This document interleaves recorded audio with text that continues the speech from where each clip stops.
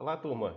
Estamos aqui hoje para conversar um pouco sobre duas doenças, né, de extrema importância na medicina veterinária e principalmente na criação de caprinos e ovinos, que são as lentiviroses de pequenos ruminantes, ou, como eram conhecidas antigamente, a artrite encefalite caprina e a Maedivisna, ou pneumonia progressiva ovina.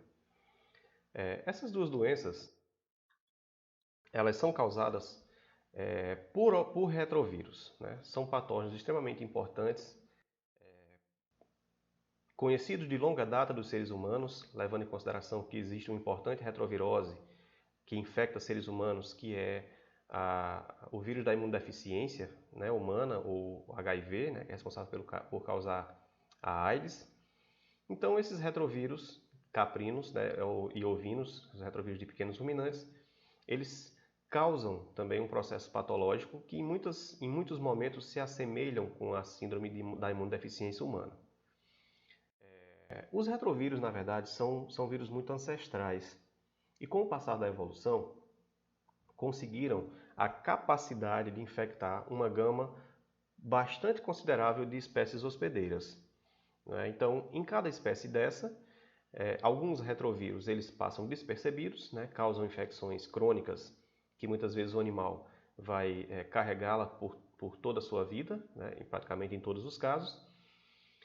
E em alguns casos, alguns retrovírus patogênicos vão desencadear enfermidades que são importantes para a agropecuária, né, nesse caso aqui, né? Mas na verdade nós sabemos que os retrovírus eles têm uma importância em todas as espécies, inclusive na espécie humana.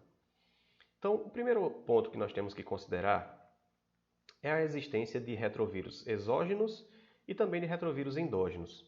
Eu gostaria de comentar algumas coisas a respeito dessa situação, né, relacionada com a presença de retrovírus endógenos no genoma celular. Então, hoje, com o mapeamento genômico de várias espécies, inclusive da humana, com o advento, né, da biologia molecular, pode-se constatado a presença de retrovírus, de partículas retrovirais no genoma humano. Então veja que interessante, né? O nosso genoma ele tem determinados segmentos, determinados genes, que são constituídos basicamente por retrovírus ancestrais. Então foram infecções que foram acontecendo ao longo da história, e aí essa capacidade que os retrovírus têm de causar uma agregação do seu DNA viral no genoma da célula hospedeira, fez com que esses vírus fossem passados de geração em geração para as suas descendências, né? E muitas vezes se adaptando e interagindo, né, em um processo simbiótico com essas células hospedeiras, desempenhando hoje funções muito importantes, inclusive na própria fisiologia celular. Então, esses são os retrovírus endógenos. Existe essa integração quando o vírus, a partícula viral infectiva, chega às células germinativas do organismo do hospedeiro, e aí vai haver essa integração viral e a transmissão, a concomitante transmissão dessa partícula viral agregada, né, para a descendência, né? Seria uma herança genética. Então, esses são os retrovírus endógenos. Já os retrovírus exógenos, como por exemplo o vírus HIV, os lentivírus caprino e ovino, né, eles causam uma infecção nas células somáticas do organismo. Também vai haver a mesma integração viral, ou seja, a molécula de DNA viral, né, que vai ser formada a partir do RNA viral, será integrada ao genoma das células somáticas e através de divisões mitóticas essa carga viral ela vai sendo passada adiante. E o animal infectado ele carrega para o resto da sua vida essa infecção. Ainda com a possibilidade da infecção de outros indivíduos contactantes, né, aqueles que estão ali em contato com o animal infectado, por contato direto, por contato indireto, logicamente, né, a partir do momento em que células somáticas infectadas passam de um indivíduo para outro. Seja por diversas formas, como por exemplo abrasões, vetores, né, e assim por diante. Um exemplo típico disso é o retrovírus equino, que causa anemia infecciosa equina, que é transmitida de um animal para outro através do auxílio de um vetor, né, que funciona de um inseto que funciona como vetor. Então esses são os retrovírus exógenos, em sua maioria patogênicos e que desempenham extremas perdas para a pecuária, seja de pequenos ruminantes, seja de grandes ruminantes, né, assim como também para seres humanos. Então, por que eles se mantêm, né? Por que os retrovírus se mantêm no genoma? Ao longo da evolução, nós sabemos que isso é um processo de adaptação e um fator de virulência que faz com que esses vírus se perpetuem ao longo do tempo. Então, como nós falamos, essa integração na célula, no genoma do hospedeiro, ao longo do tempo, da evolução, fez com que ocorresse um processo de simbiose. Então, essas partículas virais, né, uma vez integradas ao genoma celular, desempenham hoje funções importantes, funções fisiológicas importantes para esses hospedeiros. Então, só reforçando que foi um mecanismo que o vírus encontrou de se manter na natureza, né? Então, muitos processos importantes celulares hoje são executados justamente por essas frações celulares, né, genéticas retrovirais que estão presentes no genoma, seja de seres humanos ou de outras espécies hospedeiras também. Então, eles são necessários para o organismo, os organismos atuais, né, evoluídos. Veja só, a literatura diz que esses segmentos estão presentes em quase todas as células eucariontes. Então você vê que isso é um processo muito comum na natureza, né? Essa adaptação retroviral. São sequências ativas que participam de funções celulares normais. Então veja, né? Muita síntese proteica e outras funções metabólicas celulares são executadas por essas sequências retrovirais. Então sem elas, nós sabemos que as nossas células ou as células de outros organismos hospedeiros não executariam determinadas funções que são importantes para a sua sobrevivência. Então, isso falando de retrovírus endógenos. Já os retrovírus exógenos, que são o foco da nossa aula de hoje, nós sabemos que na natureza existe uma variedade bastante considerável de retrovírus exógenos, né, patogênicos inclusive, que são responsáveis por manifestar uma série de síndromes ou de doenças nos animais que as albergam. Então, alguns retrovírus são responsáveis pela formação de tumorações, como é o caso da leucose bovina, imunossupressão, como é o caso da imunodeficiência símia ou humana, né, que são também causadas ambas por retrovírus. A artrite encefalite caprina, que é causada pela deposição de imunocomplexos nas articulações, né, nos pulmões, no organismo desses animais, causando uma destruição, um processo inflamatório e uma destruição tecidual. Assim como uma doença neurológica, porque muitos retrovírus também afetam o sistema nervoso central, causando distúrbios neurológicos nos animais. Então, nós podemos observar que por ser um vírus ancestral, extremamente antigo e adaptado, existe uma gama de processos patológicos que podem ser manifestados por essas espécies. Então, essas retroviroses elas têm distribuição mundial, né? Nós sabemos que todos os lugares do planeta nós temos espécies que são e estão infectadas por retrovírus. E essas retroviroses, como eu falei anteriormente, causam uma perca considerável para a pecuária mundial, né? Seja pelos carcinomas, pela depressão imunológica, reações imunitárias exacerbadas, como a deposição de imunocomplexos, dentre outras questões, né? Dentre outras patologias que vão surgindo com a infecção por esses representantes virais. Aqui nessa tabela nós podemos observar um certo resumo distribuído por espécie. Então nós temos algumas espécies e os principais retrovírus que podem infectar essas espécies e também, lógico, né, os distúrbios que eles causam. Então, nos pequenos ruminantes nós temos o vírus Maedivus-Nicae, ou seja, lentivírus caprino e ovino, que vão causar pneumonia, encefalomielite, artrite, mamite, emagrecimento progressivo e, em alguns casos, a morte do animal. Em bovinos, nós temos o vírus da imunodeficiência bovina, que também vai causar, e também o vírus da leucose bovina, né? Vai causar infarto dos linfonodos, linfocitose persistente, emagrecimento, anemia, febre e assim por diante. Temos o vírus da imunodeficiência equídea, ou equina, né? Vírus da anemia infecciosa equina, que vai causar todo aquele quadro de emagrecimento, de anemia, encefalite em alguns casos, não é? Vírus da imunodeficiência símia, que também ocorre nos primatas não humanos, o HIV humano, o famoso vírus da FIV, né, de felídeos, principalmente gatos domésticos, que também vai causar imunodeficiência. Então nós podemos observar que em cada espécie de animais domésticos nós temos representantes importantes da família Retroviridie que causa doenças de suma importância para a medicina veterinária, para a pecuária. Mas o foco da nossa aula de hoje é falar justamente sobre as retroviroses de pequenos ruminantes. Então nós temos, para iniciar, o vírus da artrite encefalite caprina, ou lentivírus caprino, como é chamado hoje em dia. Essa doença é uma doença crônica. Vamos lembrar, lentivírus, o termo lentivírus ele está associado à lentidão com que esse vírus vai agindo no organismo do animal infectado, causando uma infecção crônica, que vai perdurar muitas vezes pela vida toda do animal. Então, é uma síndrome degenerativa, porque a reação imunológica no animal, causada pela presença do vírus, vai causando degeneração tecidual ao longo do tempo, por causa principalmente da deposição dos imunocomplexos nas articulações, nos órgãos parenquimatosos, no próprio sistema nervoso. Então, isso é que vai manifestar a sintomatologia clínica. Não é a ação direta do vírus em um determinado sistema, em um determinado órgão, mas sim esse processo imunológico, essa guerra constante do sistema imunológico contra as variantes virais que estão ali presentes nesse animal, que vão causando essa degeneração.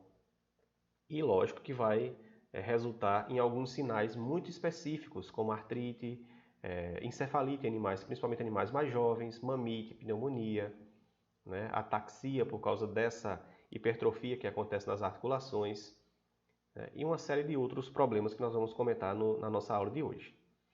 Já a pneumonia progressiva, ou Maedivizna, como é chamada, Maedivizna são duas palavras islandesas, porque o vírus foi inicialmente descrito lá, a doença, e eles observavam que os animais infectados eles tinham, em alguns casos, uma pneumonia, que era crônica, e em outros casos um emagrecimento e um definhamento também progressivo. Então, Maed significa dispneia e Visna diz respeito a essa perca de score corporal, que basicamente é a mesma coisa que vai acontecer na espécie caprina, com muito pouca diferença. Esses vírus eles são vírus praticamente idênticos, geneticamente falando, imunologicamente falando, então a gente vai comentar um pouco sobre isso também. Então os animais vão ter uma pneumonia crônica, com perda de peso progressiva, eriçamento de pelos, pneumonia secundária, porque o vírus por si só também vai causar uma certa imunossupressão no animal, e aí vão se instalar infecções secundárias, tosse seca por causa do comprometimento do parênquima pulmonar, dentre outras situações, inclusive também problemas articulares, assim como acontece nos caprinos. Então, definhamento, anormalidade ao caminhar, tremores nos lábios por causa da lesão a nível do sistema nervoso, dentre outros, movimentos de pedalagem, dependendo do caso, tudo isso pode acontecer com animais cronicamente infectados. Os retrovírus, eles são pouco resistentes a condições ambientais. Por quê? Porque eles são envelopados. Então, eles possuem um envelope lipoproteico, e esse envelope, em sua grande maioria, constituído inclusive por lipídios, esse envelope é facilmente degradado por enzimas, por detergentes. Então, uma vez que isso ocorre, o vírus, a estrutura, a partícula viral, ela é desarranjada e o vírus é facilmente destruído. Então, os retrovírus eles são pouco resistentes no ambiente. É diferente de um vírus como, por exemplo, um poxvírus, que ele cai ali no ambiente, ele fica naquela crosta daquele animal, naquela pena, ele passa muito tempo aguardando a chegada de um novo hospedeiro. Então, os retrovírus não. Eles, por causa dessa característica, desse envelope, eles resistem poucas horas fora de um hospedeiro. Então, por isso que esses vírus, ao longo da história, se especializaram em serem transmitidos muito facilmente, diretamente de uma espécie para outra, de um animal para outro, digamos assim. Porque esse contato com o meio ambiente não é favorável para o vírus.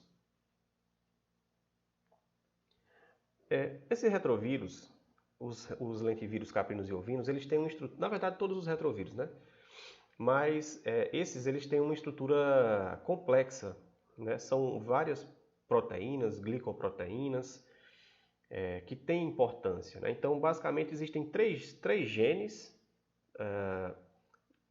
que são responsáveis pela síntese proteica estrutural desse vírus. Então, são genes que produzem essas proteínas de superfície, né, o material genético, o RNA, e assim por diante. E também existe a presença nessa partícula viral de enzimas extremamente importantes que vão participar desse processo de transmissão e de infecção de uma célula hospedeira. Basicamente, as três principais enzimas são a transcriptase reversa, que é muito conhecida, né? Todo mundo já escutou falar sobre a transcriptase reversa. Nós vamos falar um pouco também sobre o mecanismo de atuação delas. A integrase, que também desempenha uma função importante de permitir essa integração do DNA viral, né, com o DNA do hospedeiro. E também uma terceira enzima importante, que é uma protease. Ela vai, em um determinado momento do processo de formação viral, ela vai participar, né, da formação de algumas proteínas para a constituição de novas partículas virais, ou vírions, que são aqueles vírus jovens, né, que daqui a pouco vão deixar essa célula hospedeira e indo infectar outras células. Então, são três enzimas importantes, a integrase, protease, transcriptase reversa, além da estrutura e do arcabouço viral, que também é complexo. Por exemplo, nós temos uma glicoproteína que está presente na superfície do vírus, que é chamada de GP135. Essa glicoproteína ela é um importante antígeno de superfície. Inclusive, muitos dos testes diagnósticos que nós temos hoje, eles foram desenhados, foram construídos justamente para detectar a presença dessa proteína. E também nós temos um antígeno mais interno, que está presente no capsídeo viral, não é na parte de fora, que é uma proteína chamada de P28. Também é uma importante proteína presente nesses retrovírus de pequenos ruminantes, tanto o lentivírus ovino quanto o caprino, que são extremamente preservadas e são utilizadas nos testes de diagnóstico, né, para detectar a presença dessas proteínas. Além do mais, o vírus também é constituído por vários carboidratos nessa sua membrana mais externa, nessa sua superfície, no envelope, né? E um deles é o ácido ciálico. Então, esse ácido ciálico ele está presente em várias células, vários outros patógenos, e ele desempenha uma função importante, é um fator de virulência importante, porque ele faz com que essa partícula viral ela seja resistente à degradação proteolítica. Então, por exemplo, quando essas partículas virais elas são detectadas pelas células imunológicas, fagocitadas muitas vezes pelo sistema monócito fagocitário, o ácido ciálico presente na estrutura viral impede que as enzimas proteolíticas causem uma degradação desse vírus. E isso faz com que ele se mantenha estável, se mantenha vegetativo dentro da célula do hospedeiro, né? E ele também participa da neutralização de anticorpos. Então, você observe que o ácido ciálico é um constituinte importante para a sobrevivência, né, para a sobrevida e resistência desses vírus. Como nós dissemos já no início, existem dois grupos filogenéticos importantes de retrovírus de pequenos ruminantes. Hoje nós temos o lentivírus ovino, né, que na literatura mais antiga era chamada de vírus da pneumonia progressiva ovina ou vírus Maed-Visna, e o vírus da artrite encefalite caprina, também conhecido como CAI, né, a sigla, ou o CAEV, quando a gente fala de vírus, do vírus, que hoje nós conhecemos como lentivírus caprino. Então, como nós falamos, esses vírus eles são praticamente idênticos, geneticamente falando e sorologicamente falando. Tanto que existe a possibilidade de infecção interespécie. Ou seja, se eu tiver aqui, na minha propriedade, um caprino infectado com o lentivírus caprino, e eu submeter esse caprino infectado a um contato com ovinos, esse vírus ele pode ser tranquilamente transmitido dos caprinos para os ovinos e desencadear um processo patológico também nos ovinos, e vice-versa. Assim como o retrovírus ovino também pode ser transmitido para caprinos. É tanto que os testes de diagnóstico que existem hoje, principalmente os sorológicos, eles, embora existam para caprinos e para ovinos, você pode utilizar o teste de caprino para diagnosticar a doença em ovinos e assim por diante. Porque a GP135, a P28, está presente em ambos os vírus. Certamente esses vírus eles têm uma origem única muito recente. Eles se dividiram em duas espécies diferentes há pouco tempo atrás. Por isso que eles ainda compartilham uma identidade, uma semelhança tão considerável. Então a doença, falando um pouco sobre a epidemiologia, a doença não tem muita predileção, por exemplo, por raça, por idade. Nós sabemos que as raças puras elas têm uma susceptibilidade maior, mas isso pode ser explicado devido aos sistemas de criação. Geralmente, quando nós temos raças puras, como por exemplo raças produtores de leite, elas são utilizadas por criadores que são grandes produtores, que utilizam um sistema intensivo de criação.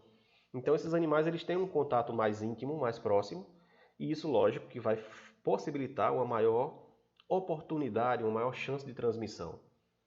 Então, não existe essa predileção por raça, por idade, mas lógico que as raças puras, digamos assim, têm uma casuística maior por causa do sistema de criação a que elas são submetidas.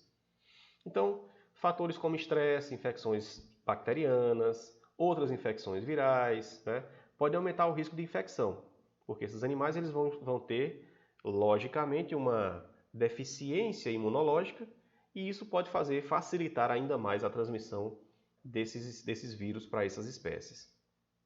Então, nós vimos lá atrás que esses vírus eles estão associados, eles se acoplam, eles infectam monócitos, macrófagos, que estão presentes em vários espécimes biológicos que o animal pode excretar ou secretar, no sangue, no leite, no colostro, saliva, apesar de pouca importância, mas esses componentes biológicos eles são ricos em partículas virais porque neles, logicamente, que estão contidas, estão presentes células do sistema monócito fagocitário também. Então, isso vai possibilitar a passagem do vírus de uma espécie para outra, de um animal para outro. Outra questão importante que nós temos que pensar quando falamos em retrovírus é um processo recentemente descoberto, que está sendo bastante explorado principalmente pela equipe que pesquisa retrovírus na Embrapa Caprinos e Ovinos, de Sobral, que é o processo que nós chamamos de compartimentação. Então, veja como esses vírus, ao longo da evolução, como eles conseguiram mecanismos interessantes de perpetuação. A compartimentação é um mecanismo como esse. Veja, nessa foto nós temos um caprino, e esse caprino, uma vez que tenha se infectado com o vírus, o vírus pode ficar compartimentado dentro desse animal. Como seria isso?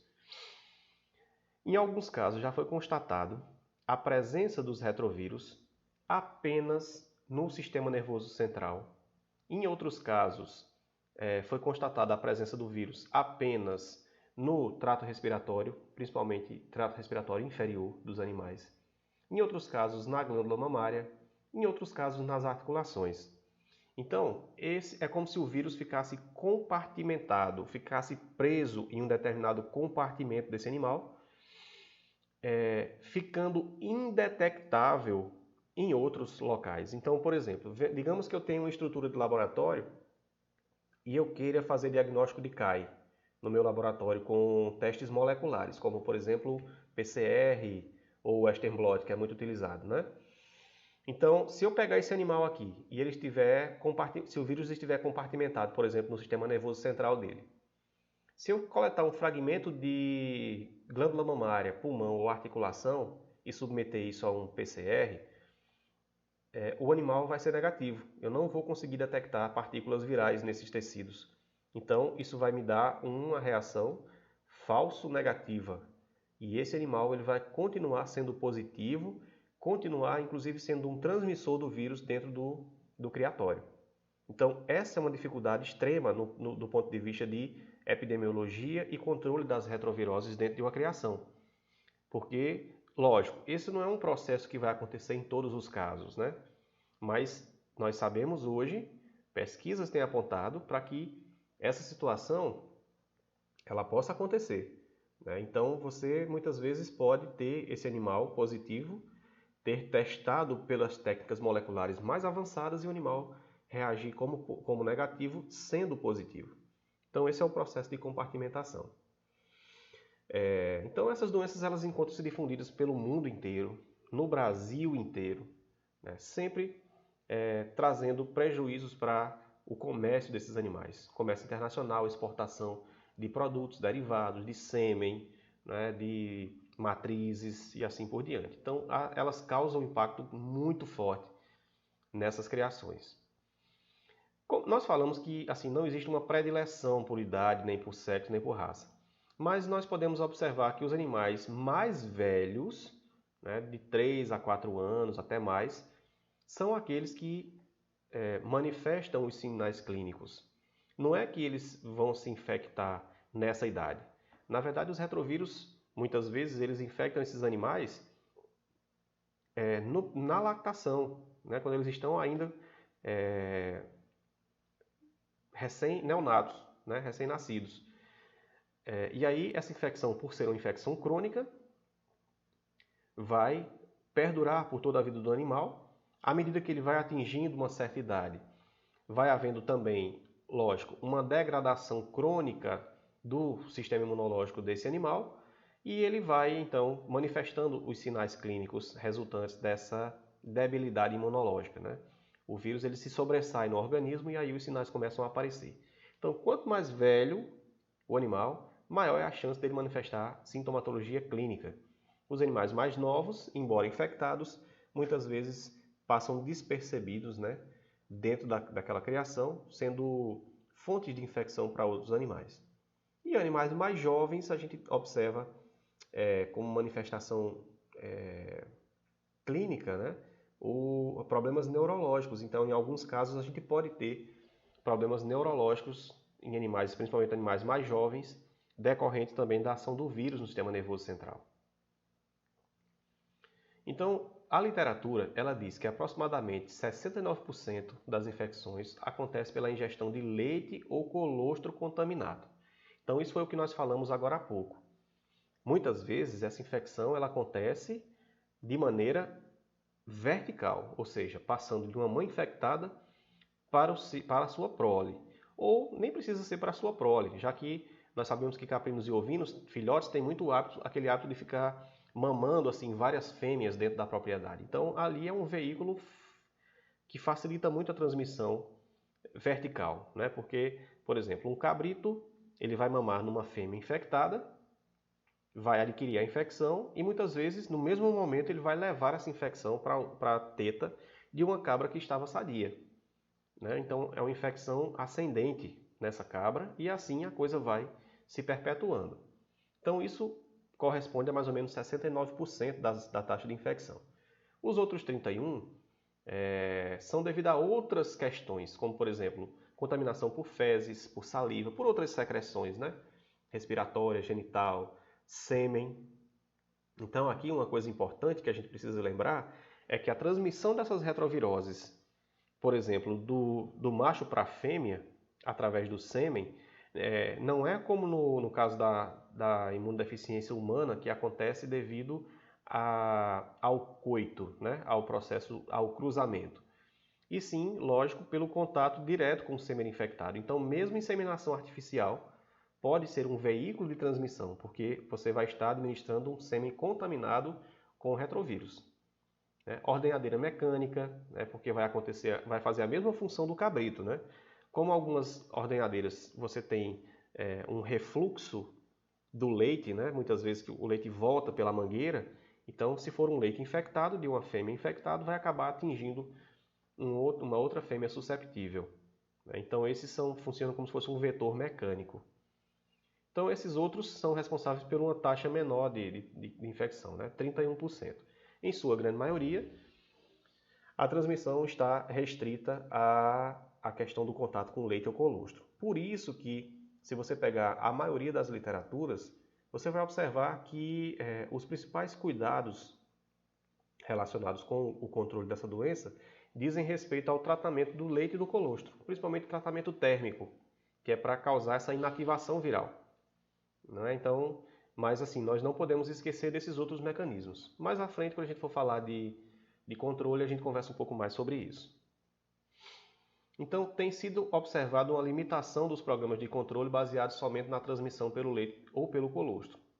Era justamente isso, né? Então, nós sabemos que, em sua maioria, a transmissão acontece via leite e colostro. Mas, o que é que tem se observado na prática? Mesmo aqueles criatórios que fazem todo um controle, né, do fornecimento de leite e colostro para as crias, mesmo assim, você tem observado que nesses criatórios a taxa de infecção, a conversão sorológica desses animais é muito grande. Você observa animais positivos surgindo ali. E aí, esse fator precisa ser melhor observado nessas criações, porque pode ser essas outras vias de infecção que estão envolvidas no processo de transmissão. Então, o que faz desses vírus serem tão importantes, serem tão resistentes ao longo da história, né? Então, esse processo, né, ele se dá devido a algumas características peculiares dos retrovírus. A primeira delas dizem respeito à presença daquela enzima transcriptase reversa. O que é que a transcriptase reversa vai fazer? Ela vai fazer, como o próprio nome diz, uma transcrição reversa. Nós sabemos que na natureza o processo de transcrição ele se dá quando um determinado gene é responsável pela produção de uma determinada proteína, né? Então, o gene ele vai, como é que eu posso dizer? Vai criar uma partícula de RNA, um RNA mensageiro, enfim.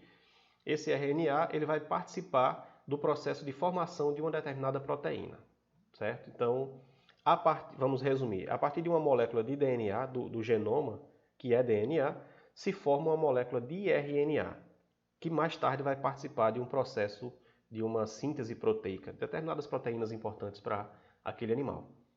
Transcrição reversa é o reverso. Então, a partir de uma molécula de RNA, que no caso é a molécula viral, presente lá naquela estrutura viral, a transcriptase vai formar uma partícula de DNA viral, ou DNA proviral, não é? Porque foi a partir da molécula viral. E aí, esse DNA, através da atuação da outra enzima, que é a integrase, ele vai ser integrado, vai ser colado, agregado no genoma daquela célula do hospedeiro. Outra coisa importante é que os lentivírus eles se multiplicam em células do sistema imunológico. Então, muitas vezes o organismo não consegue erradicar o vírus também por isso, né? Porque as próprias células imunológicas estão sendo atacadas e estão sendo alvo de replicação viral. E sem falar também em uma terceira característica importante, que é essa variação genética muito alta que acontece nos retrovírus, né? Devido a esse processo de transcrição reversa, muitas vezes aquela partícula de DNA formada, ela vai ter muitas variações. Então, à medida que ela é agregada no genoma do hospedeiro, né, e mais tarde ela será responsável pela produção de novas partículas de RNA viral que vão ser montadas, né, dentro do citoplasma do hospedeiro. Vai ser montada o novo vírion, né, aquela nova partícula viral. Então, muitas vezes, essa partícula de RNA, que vai ser formada a partir do DNA que estava integrado, ela é diferente daquele vírus, daquele primeiro vírus que invadiu aquele hospedeiro. Então, até o momento, o organismo tentou produzir anticorpos, produzir reação imunológica, que fosse capaz de debelar aquele primeiro vírus. Só que aí, devido a essas variações genéticas, essas mutações, muitas vezes, aquela defesa, aqueles anticorpos formados, não servirão para essas novas variantes que surgiram endógenas, né, dentro do organismo. Então, é necessário mais um tempo para que novas defesas sejam geradas, e aí, a partir desse momento, o vírus já mutou de novo, e aí essa infecção ela perdura. E um último processo importante, também uma última característica viral importante para a manutenção desse vírus, é o que nós chamamos de capeamento. Então, o capeamento ele é utilizado por vários patógenos, sejam bactérias, protozoários e vírus também, e é um truque interessante de manutenção. Eu gostaria de mostrar essa imagem, onde aqui você observa o núcleo capsídeo de um vírion, né, dentro do citoplasma celular. Então, essa molécula viral, essa nova molécula viral ou vírion, né, está em processo de maturação dentro da célula do hospedeiro. A primeira coisa que, depois que a partícula é montada, né, que ocorre é esse margeamento. Então, a partícula viral ela começa a chegar mais próximo da membrana celular da célula do hospedeiro. E aí você observa que começa a se formar um processo de invaginação. Né? Então, o vírus ele encosta na membrana, né, começa a causar um brotamento. Né? Então, essa membrana ela vai invaginando até chegar a um ponto, né, com a maturação, com o avançar da maturação do vírus, chega um ponto em que o vírus ele acaba adquirindo, sendo recoberto totalmente pela membrana, pela bicamada lipídica, né, e outros componentes que pertencem ao hospedeiro que ele estava infectando. Então, quando essa partícula viral madura, ela deixa a célula do hospedeiro, leva consigo parte, né, dessa membrana plasmática, com todas as características que aquela célula do hospedeiro tinha, e isso vai fazer também com que o organismo, com o sistema imunológico, não consiga detectar essa estrutura como uma estrutura estranha, não é? Porque ele tem características, ele assume características do organismo hospedeiro. Então passa despercebido pelas defesas, né? É um mecanismo também muito importante para a manutenção dos retrovírus. São essas características que a gente vem comentando até agora que fazem com que o vírus ele perdure no organismo hospedeiro e que dessa forma esse hospedeiro não consiga erradicar a doença. Em relação à patogenia, falando brevemente sobre o que ocorre, né, nós sabemos que a infecção ela vai acontecer pelo trato respiratório ou digestivo, lógico, dependendo, né, contato com secreções, excreções, ingestão principalmente de leite contaminado ou alimentos contaminados. E aí, uma vez dentro desse organismo, o vírus vai ser fagocitado por macrófagos, né? Ele tem um tropismo celular por células do sistema monócito fagocitário, como a gente falou, né? E através desses macrófagos o vírus vai sendo distribuído dentro do organismo. Né? Então vai haver uma viremia e uma disseminação. E aí o vírus vai atingindo outros locais do organismo, como o sistema nervoso, as articulações, glândulas mamárias, pulmões e assim por diante. E aí aquele processo, né, imunológico que nós falamos, a produção de anticorpos, a guerra dos antígenos com os anticorpos, vão produzindo os imunocomplexos que vão sendo depositados nesses locais. Então, no sistema nervoso, você vai ter a presença de manguitos perivasculares, processo inflamatório e, logicamente, que lesão tecidual também, né, por causa dos imunocomplexos. Nas articulações, da mesma maneira. Então, vai havendo uma degeneração dessas articulações, fazendo com que haja um processo inflamatório ali, uma hiperplasia daquela bolsa sinovial, aumento na produção daquele líquido articular e o processo inflamatório está instalado. Então esse animal ele vai ter uma série de transtornos articulares decorrentes desse processo inflamatório, dessa deposição de imunocomplexos. Na glândula mamária do mesmo jeito, então vai haver uma inflamação e uma degeneração tecidual. Não é? Então esse animal muitas vezes ele pode ter também a sua capacidade produtiva reduzida por causa dessa agressão que acontece na glândula mamária. A doença ela cursa também da mesma maneira com uma redução na produção de leite. Nos pulmões, da mesma maneira, né, vai haver uma pneumonia intersticial, a presença de infecções secundárias, a pneumonia se agrava e muitas vezes esse animal pode ir inclusive a óbito. Da mesma maneira, os lentivírus ovino. Então o mecanismo de atuação é basicamente o mesmo, né? Em relação aos sinais clínicos, a maioria dos animais, eles não, como a gente falou, eles não manifestam uma sintomatologia tão presente assim. Então, a maioria deles não tem febre, né? Mas você observa aquele animal que tem um certo déficit de score, né? O pelo fica áspero, fica seco. Alguns casos pode surgir encefalite, não são todos os casos, né? Mas em alguns casos, principalmente em animais jovens, você pode ter a presença de encefalite, que aí vai, dependendo de onde esteja ali o vírus infectando, você vai ter uma série de manifestações neurológicas, como a pressão da cabeça contra objetos, movimentos de pedalagem, problemas mastigatórios, opistótono e assim por diante, né? Essa questão neurológica, os sintomas são um pouco ataxia, né?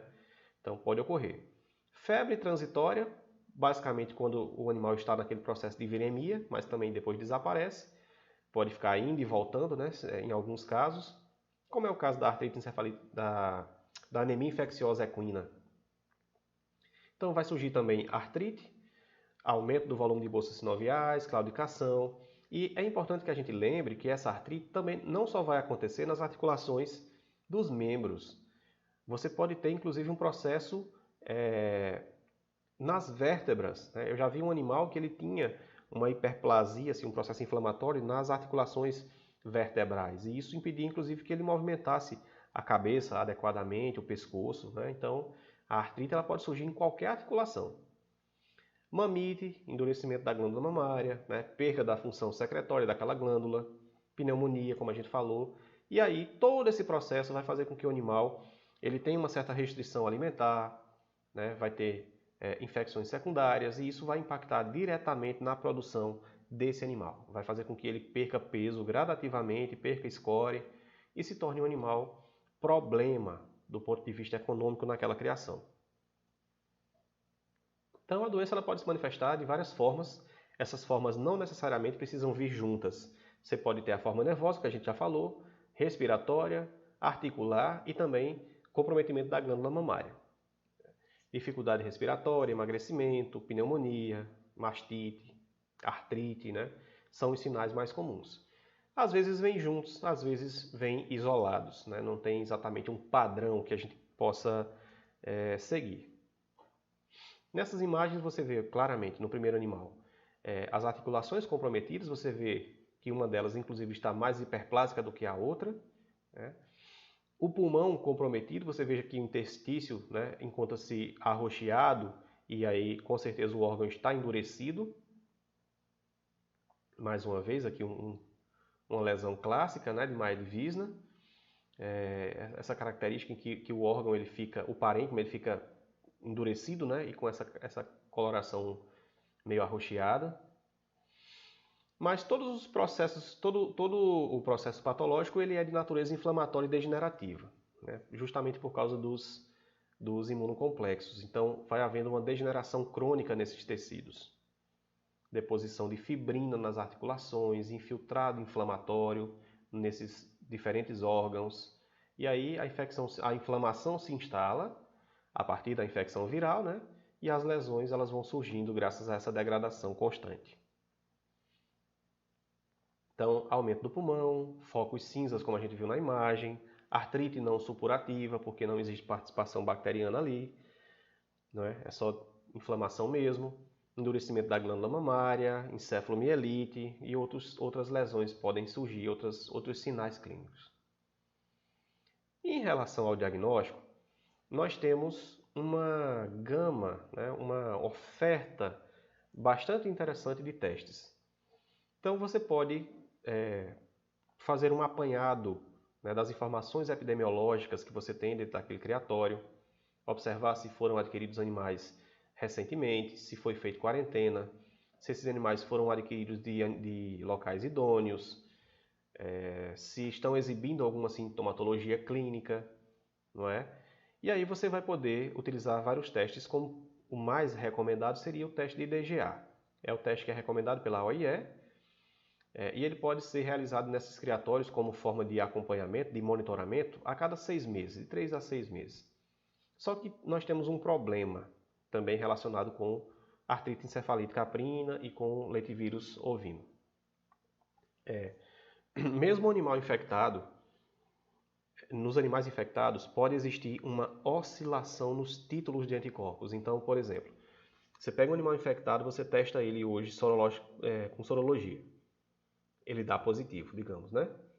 Se daqui a 15 dias você pegar esse animal e testar, ele pode, não é que vai, mas ele pode, em alguns casos, reagir negativamente. Aí você segura esse animal, testa mais um mês na frente, aí ele reage positivo. E assim vai. Então dificilmente você não vai ter essa oscilação, né? Então é difícil de você monitorar e de você detectar todos os animais positivos naquela criação, porque muitos deles você pode ter o azar de pegar naquela fase em que ele está com uma baixa taxa de anticorpos circulantes e aí ele reage negativamente no teste. Certo? Então, embora isso ocorra, né, o teste de DGA ele é largamente utilizado nos criatórios pela sua facilidade de execução e custo. E ele pode ser utilizado, né, você pode ir realizando sorologias pareadas para ir monitorando a presença do vírus nesse seu rebanho. Pode ser feito também ELISA, indireto, mas ele vai apresentar as mesmas oscilações no título, assim como acontece no caso do IDGA, porque basicamente os dois testes se baseiam na detecção de anticorpos. Nós temos a PCR, que é um teste padrão, né, digamos assim, um padrão ouro para a detecção das partículas virais.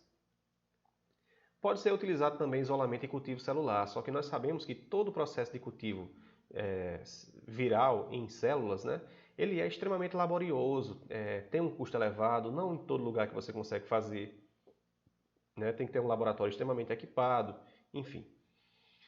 Temos o teste de imunistoquímica, que vai possibilitar a detecção das partículas virais impregnadas naquele tecido que vai ser analisado, e também um teste tão efetivo ou até mais efetivo do que a própria PCR, que é o Western blot. Então, dificilmente você vai deixar um animal escapar se ele for testado pelo Western blot. Né? Mesmo aqueles animais que têm oscilações nos títulos de anticorpos, eles com certeza eles reagirão positivo quando você testá-los pelo Western blot e também com a PCR convencional. Tá? Então, digamos que esse seria um teste que, em tese, se fosse possível, seria o teste a ser realizado em um programa de controle, porque ele é muito efetivo na detecção real dos animais positivos. Ele se baseia na detecção de proteínas virais, né? Na presença de proteínas virais. Já em relação ao controle, nós sabemos que, por se tratar de uma retrovirose, não existe um tratamento específico e também uma vacina, nem vacina. Então, é preciso que se trace um plano estratégico de controle baseado na detecção de animais positivos e na retirada ou remoção desses animais positivos do criatório. Testes sorológicos periódicos, né, você vai testando aquele rebanho, mesmo que seja por IDGA, periodicamente e vai descartando aqueles animais que forem positivos, que forem apresentando sintomatologia. Se possível, separar os animais neonatos imediatamente após o nascimento, antes que eles mamem. Você evita que o animal tenha contato com as secreções de uma mãe, de uma possível mãe infectada, e aí submete esses animais à alimentação com leite ou com colostro termicamente tratado. E isso vai causar, mesmo que fosse de uma mãe infectada, vai causar a degradação das partículas virais. Ou então com leite bovino misturado, né? Então isso seria uma das medidas de controle bastante indicadas. Controlar a monta com reprodutores positivos. Então nós vimos que o sêmen infectado ele é um veículo de transmissão. Então é preciso que se tenha um controle desses reprodutores, né, para evitar justamente essa transmissão.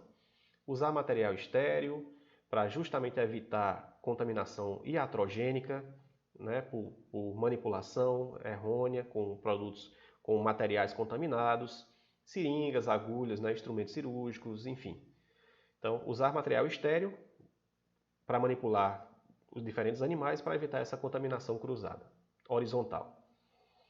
Administrar leite colostro termicamente tratado de mães não infectadas, como a gente tinha falado, então leite de vaca. E aí, como a gente tinha comentado levemente lá no início, mesmo assim, mesmo em propriedades que adotam esses cuidados nessas medidas de biossegurança, mesmo assim você tem ainda uma soroconversão de 15% desses animais. Então, digamos que em um criatório com 100 animais, que faz todo esse regramento, né, todos esses cuidados, mesmo assim nós temos observado ainda que pelo menos uns 15, 20 animais desse criatório têm se tornado soropositivos com o passar dos dias. Né? Animais que foram nascidos por cesárea, que foram separados, que foram alimentados com colostro termicamente tratado. Então, nós podemos parar para pensar, o que está ocorrendo, né? Qual é o ponto falho desse processo de controle? Então, é preciso que se pense em algumas alternativas, né? Por que isso está ocorrendo? Possivelmente possa estar ocorrendo transmissão in útero. Então, esses animais eles já nascem infectados, né? Isso seria uma possibilidade. Então, é importante, dentro de um processo de controle, que os pequenos produtores, eles sejam treinados, eles sejam orientados no tocante aos cuidados de prevenção com essa doença. Né? Para tentar, de certa forma, né, adotando essas medidas de biossegurança, causar uma diminuição gradativa na quantidade de casos, apesar de ser bastante difícil, né? Então, nós temos algumas coisas a pensar. Primeiro, essa situação de infecção cruzada, né, lentivírus caprinos e ovinos, infectando espécies diferentes, levanta uma preocupação do ponto de vista de importância mesmo na pecuária, porque, digamos, não se sabe exatamente em qual ponto, se isso poderá acontecer, mas certamente sim, desses vírus mutarem de uma forma que adquiram a capacidade de infectar outras espécies, então causando também a mesma sintomatologia, digamos, em bovinos, não é? Então, isso é uma questão que precisa ser também pensada. A infecção experimental de outros bovídeos sugere um maior espectro de infecciosidade natural, né, do que o que está esperado. Então, experimentalmente, isso já foi obtido, né? A infecção de outros bovídeos com os lentivírus caprino e ovino. Então, isso não está longe de acontecer. Se é que já não está acontecendo, né? Então, essa transmissão interespécie pode causar recombinações, amostras mais virulentas, não é? Então, facilitar a transmissão, né? Pode surgir novas variantes que são mais facilmente transmitidas de uma espécie para outra, né? Que é isso que a gente tem observado, inclusive, no caso do coronavírus agora, né? A formação o surgimento dessas novas cepas muito mais patogênicas, muito mais transmissíveis. Então, aqui é a mesma coisa. E aí, quais seriam as medidas, né? O que a gente poderia pensar a nível de um programa de controle nacional, mesmo a nível local? O que poderia ser feito com o intuito de tentar bloquear, barrar ou diminuir essa transmissão? Então, alguns pontos importantes. Primeiro, a eliminação e a separação desses animais soropositivos, que é uma das estratégias de controle que a gente falou lá atrás, né? Separar, identificar os animais positivos e separar, né? Pode estar contribuindo para a seleção de animais que respondem à infecção com baixos títulos. Então, o que seria isso? Às vezes você pode pensar que essa estratégia está fazendo bem e pode não estar fazendo bem. Por quê? Porque à medida que você identifica os animais positivos na sorologia e retira eles, podem estar ficando ali dentro daquela criação animais que são positivos, mas que manifestam uma titulação baixa. São positivos, são transmissores, mas os títulos de anticorpos permanecem ali, ó, na base. Então esses animais não conseguem ser detectados pelos testes sorológicos. Ou podem existir, né, pode estar ficando ali animais que vão soroconverter muito mais tarde. Então eles são positivos, mas só vão atingir aquele patamar, né, aquele título de anticorpos detectáveis, bem mais na frente, bem mais tarde. Então, também você está mantendo um animal perigosíssimo ali dentro da criação. Ou mesmo você pode estar promovendo a perpetuação de amostras virais, de variantes virais, que são pouco indutoras da resposta humoral. Ou seja, elas conseguem infectar esses indivíduos, mas fazem com que eles manifestem uma reação muito leve ou quase nula humoral, né? Produção de anticorpos. Então, eles vão passar despercebidos e vão permanecer ali na criação e vão começar a cruzar, vão começar a passar essas informações para suas proles, E aí, né, você pode estar fazendo uma seleção errônea desses animais. Então, uma das alternativas seria a seleção e a expansão, né, de animais que são resistentes geneticamente aos lentivírus. Nós sabemos que da mesma maneira que existem seres humanos resistentes ao HIV, existem também caprinos e ovinos que são resistentes aos lentivírus. Então, o correto seria, uma medida, né, que seria interessante, seria justamente a possibilidade de multiplicação e de expansão desses animais resistentes. Então, lógico que isso é uma coisa meio utópica da gente pensar, não é? Mas diante de uma gravidade que é o assunto, que são essas doenças, é uma coisa que poderia se pensar a longo prazo. Já que até o momento a gente não tem nada de vacina, nem nenhum tipo de tratamento que consiga combater essas retroviroses. Então, gente, com isso nós encerramos o nosso resumo sobre os lentivírus de caprinos e ovinos, né? E eu agradeço a vocês que estão aqui, né? Que entraram para compartilhar um pouco desse conhecimento. Então, muito obrigado a todos e voltamos em breve com mais um vídeo.